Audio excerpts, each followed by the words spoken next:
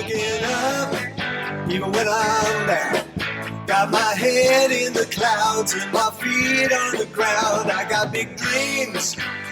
Yes, we've got big dreams here at the Genius Lab. This is Toby Christensen, your self-empowerment trainer. And today we are going to talk more about my book, Release Your Shit and Reclaim Your Power.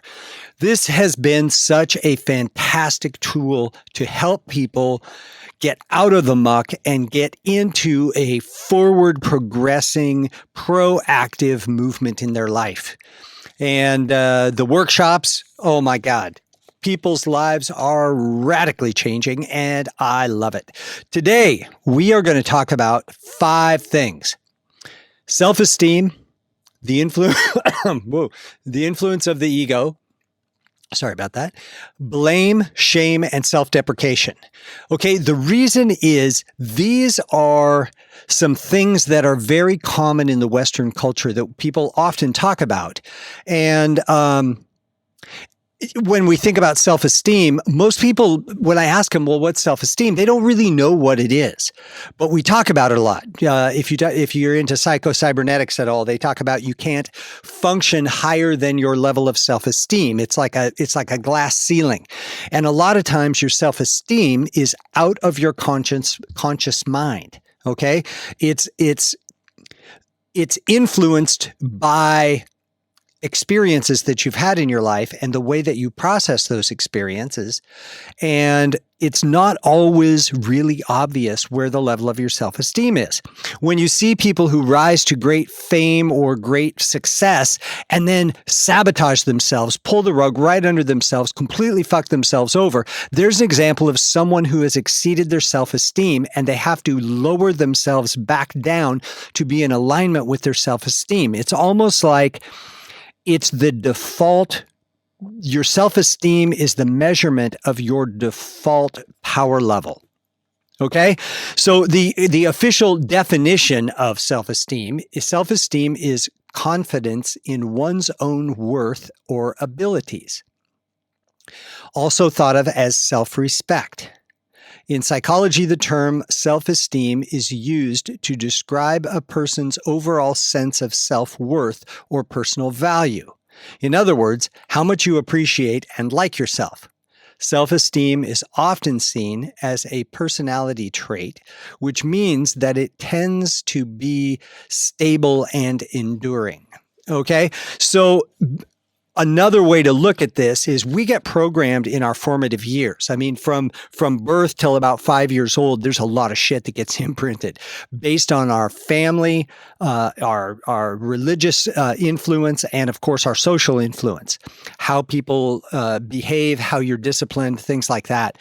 I notice for example, when you go to a restaurant, when there's a young child around, usually they're put in a high chair or restrained in some manner. They're taught not to make too much noise, not to laugh too loud, not to cry, not to ask for what they want, so on and so forth. I remember being in Greece at a restaurant and kids were running all over the place. It was wild. Nobody was getting upset. Nobody was getting pissed off. Little kids would come up to your table and look at you and smile and say something. I didn't understand their language, so I didn't know what they were saying. They might have been saying "fuck you," but they had a big smile on their face, and everybody was happy. In the States, when kids start running around or screaming or getting crazy, the parents get upset, escalate the situation, and everybody around them gets pissed off because it's such a negative energy situation that gets created. So how you're treated in your formative years, of course, is going to set the bar at your level of self-esteem, how you think about yourself. I'm not sure that I agree with it being a personality trait. I think it's more of a programmed trait that you can change. Okay? So some of the ways to modify self-esteem is to think about your level of confidence and competence. And sometimes putting effort towards achievement is a way to raise your level of self-esteem. And when you work towards it, i.e. putting time towards refining something, or like in my case, one of the things that I've always felt really bad is I love guitars, but I've never considered myself to be a guitar player. I'm a drummer, right? And so when it comes to guitar, I'm always really kind of shy and not very confident and feel like, oh, I'll let someone else play a solo because my solo is not good enough. Well, as I've worked and worked and worked at becoming a better guitar player, what's happened is I'm more confident. I have a higher level of self-esteem when it comes to playing. And the work that I've put into it has allowed me to own the higher level of confidence because I've put the work into it, right? So I feel like I deserve it. And so this is a really powerful thing, is look at areas in your life where you have a tendency to sabotage yourself or where you lose power, and look at how, number one, how important is it? Maybe it's not important at all. Maybe it's someone else's shit that you're trying to live up to. But if it's important to you, how can you do the work to be deserving of the higher level of confidence? Okay. The higher level of appreciation. Remember, how much do you appreciate yourself? Okay. So that's how we can help raise our self-esteem. Then we run into the thing, the aspect of the ego. And, there's so much bullshit about the ego in psychology, the Jung and Freud, the whatever. And in, of course, the new agey thing, and what's it called? I can't remember what it's called. There's a big study everybody does in the New Age, New Thought churches. And they always talk about the ego, right? And how bad the ego is, and how the ego is like this big evil monster thing. And I think that's complete fucking bullshit. I think somebody with a healthy ego is a person of high self-esteem who has a high level of self-importance. And hey, if you're important, you're fucking important, right? As a drummer in a band, I'm pretty fucking important. And saying that earning a spot as a good drummer is not an unhealthy aspect of the ego. It's a healthy aspect of the ego, because you better be fucking good if you're going to play Carnegie Hall or you're going to make an impact on a lot of people. You better have your shit together, and having that level of confidence and a strong, healthy ego is important, because that's the thing that will help you drive past criticism and drive past the self-doubt, is if you have a good, strong, intact ego. So this idea about eradicating the ego, killing the ego, making the ego some kind of bad thing, fuck you, man. That's the stupidest thing I've ever heard. I think it's something that needs to be really, really rethought, because the ego is probably the most misunderstood and unfairly judged aspect of our psyche. So if I didn't have a strong, healthy ego, I wouldn't be doing a fucking podcast, right? Because I wouldn't want anybody to hear me, because I might not have something important to say. If you like what I say, awesome. I hope it helps you. That's why I do it. And if you don't like it, fuck you, go someplace else. I don't care. I'm not, your response to my work doesn't make my work good or bad. It just either makes it useful for you or not useful for you, right? And nothing personal, right? I don't take it personally. You don't mean it. Maybe you'd mean it personally. I don't know. I've met some mean people that just want to be nasty. I've also met some people that, because of their religious beliefs, they're absolutely certain that I'm going to go to hell and I'm going to be burning in fire for the rest of my life because I'm not working in a church. And that, of course, is utter nonsense. But, I let them have their viewpoints and I have mine. And that's part of a strong, healthy ego as well. It's not all about you. And this is where I think the ego gets misunderstood. It's about what's real. If I'm a really good drummer, and I say I'm a really good drummer, I don't have an out of control ego. I have a correct assessment of reality. If you say you're good at something, let's say you're Phil Mickelson, and you say I'm a fucking great golfer. You are.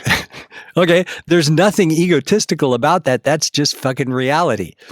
So really start to rethink the aspects of your healthy psychology, allow yourself the ability to appreciate it. I mean, think of how many hours he's worked. I've definitely got in my 20,000 plus hours drumming, and I should be good, right? If I'm not, I should just give up drumming, because if I play that long and I'm shitty, this, if anything's negative, it's the false humility. That's bullshit. Oh, well, I'm really not that good. Well, you're just totally degrading yourself, and you're insulting the gifts that the ancestors have given you. So listen, own your greatness. All right. I don't mean this in a Christian term, but God doesn't make mistakes. Okay. The Creator doesn't bring us in, and our higher selves, which are part of that divine creation, we don't bring shit into the world. Okay. We might create shit out of the gold that gets put here. And that's the choice that we have with our lives. It's called free will. Or we can take that, we can own it as greatness, and we can step forward with great pride of what an amazing being we are. And we can help that become the impetus to help other people raise the bar and become greater. Next, I want to talk about blame. Blame is like so fucked up. And the thing about blame, the definition of blame is assigning responsibility for fault or wrong. Okay. The problem with blame is we often put blame where it doesn't belong. Okay. So we assign fault to someone who is not at fault. And, it's so damaging to the psyche and to the self-esteem, especially when this happens in a group situation where somebody blames somebody and they haven't even checked the facts. Right? They make some kind of dumbass assumption and put fault on someone. Well, he did it because da da da. How the fuck do you know that? Okay. The thing I did a thing one time for Drum Church, which is an event that I do every Sunday morning, 11 o'clock Eastern time on Facebook. It's a Facebook Live thing. And, one week I did it on only speak in the coming week of things that you actually know for absolute certainty. And it was after some kind of political thing. I don't recall exactly what it is, but so one side was going, oh, I remember what it was. It was when Epstein was murdered in his cell. The guy in the White House says, "Oh, the Clintons have struck again," and then so the right wing people were blaming the Clintons, and the left people were saying the Trumps have struck again, and everybody was blaming everybody else. And the thing is, everybody who posted on Facebook about the Clintons or the Trumps, I'll bet you $100 not one of those people knew either one of those families, nor did they know the hitmen that were sent out to kill him, or if there were, or if there weren't. There was, in terms of absolute fact, these people were talking out their ass, and they knew they were doing nothing but supporting some kind of group mob mentality on both sides that had nothing to do with fact. Facts weren't here yet. So how the fuck could we know? It just drives me nuts. Blame is so damaging. So the other thing is shame. And shame is a painful feeling of humiliation or distress caused by consciousness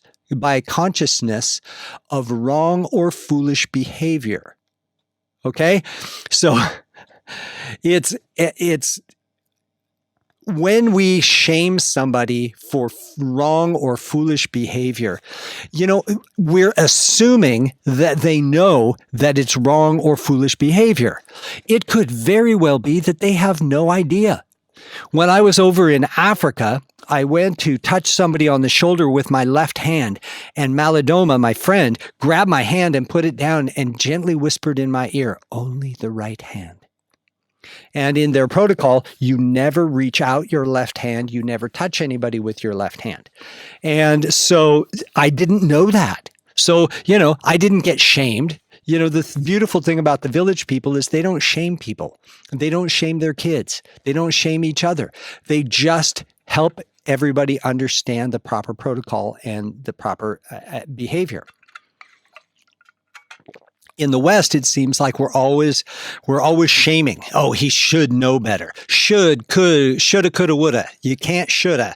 That's just ridiculous. So shame is just like blame. Shame is very damaging. And the thing about shame is whoever's doing the shaming is coming from their own core values, and they're applying their core values and their core beliefs on the person that they're shaming. Well, you know what? Keep your own fucking view to yourself, and you live up to your own shit. And if you need me to be a certain way for a certain reason, then you can explain it in a kind and helpful way. This shaming is bullshit. The last thing I'm going to talk about today is self-deprecation. Now, self-deprecation is how you can take blame and shame, and you self-deprecate yourself before somebody else can do it to you. So you say something like, well, yeah, I'm going to say this and it's going to sound really stupid, but blah, blah, blah, right? Or I have no fucking idea what I'm doing, but I'm going to do it anyway. And then, pardon me. So you basically slap yourself before somebody has a chance to do it. Now, this can be a useful tool when you are in a combative situation. For example, if you have somebody that's going to use their position to leverage you and insult you for a particular reason. Let's say you're in a board meeting, or you're in a sales meeting, and you know that your boss is pissed at you for something, and so he is going to come down on you. So what you do is would immediately say, okay, I'll give you an example. I used to be involved in an athletic shoe company, and I didn't know anything about the construction of running shoes. Even though I was a runner at the time, I didn't know, and I had made a statement that was inaccurate, and I knew my my boss, the vice president of sales, was going to fuck me over in the middle of a sales meeting. So before he had a chance to speak, I said, well, you know, I run 50 miles a week, but I don't know about the construction of the running shoe. So I'll probably make a mistake on this. So you guys in production, if you could help me out and let me know if I'm on track here or not, da, da, da, da, da. And then I made my statement. By saying that I'm ignorant of this particular thing, I completely disarmed the person who was going to smack me over the head with a 2x4 and try and make me look stupid in front of everybody. So it can be helpful, but the other thing that self-deprecation can do, it can keep your self-esteem low because you really do punish yourself. It's kind of like the old Catholic monks that used to flog themselves. You know, it's like, I might commit sin, so I'm going to keep myself in massive amounts of pain so that I don't think of anything because I'm thinking about my pain. And that's some fucked up practice right there, but it does work. And so the one thing that it can do effectively but not helpfully is it can keep you in a low self-esteem so that you remind yourself constantly that you're stupid, or that you don't know, or that you are ignorant, or whatever it is that keeps you in a low self-esteem, so that you keep your confidence low. When you keep your confidence low, you don't expect much of yourself and you don't have to perform. So that's it for today. Think about how these things affect you. Your self-esteem, your ego, blame, shame, self-deprecation. How have they affected you in your life? And what do you want to do with them? How are you going to fix them? If you want some really good help, go to tobychristensen.com and click on services and look at the GeniusLab sessions. Here's where we work on core values, core beliefs, mission, goals, and worldview. It is a fucking powerful, powerful time. It's about 4 hours long, and it will kick ass and completely renew your sense of self. That's it for now. Check it out, tobychristensen.com. And by all means, keep looking up.